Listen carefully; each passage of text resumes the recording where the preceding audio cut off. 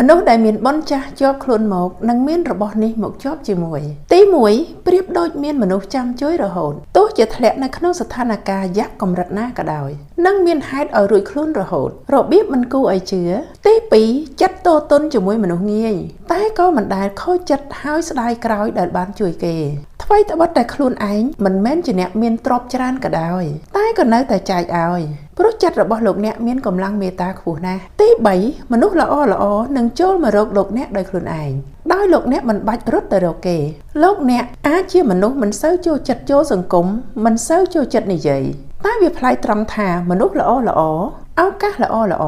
ចូលមករកលោកអ្នកដោយខ្លួនឯងជាហោហែទី4លោកអ្នកជាមនុស្សមិនចេះអួតមិនចេះប្រកួតប្រជែងតែជីវិតលោកអ្នកក៏ចាប់ផ្ដើមប្រសើរឡើងលោកអ្នកមិនចូលចិត្តបង្ហាញលោកអ្នកមិនទៅប្រកួតប្រជែងជាមួយនឹងអ្នកណាប៉ុន្តែ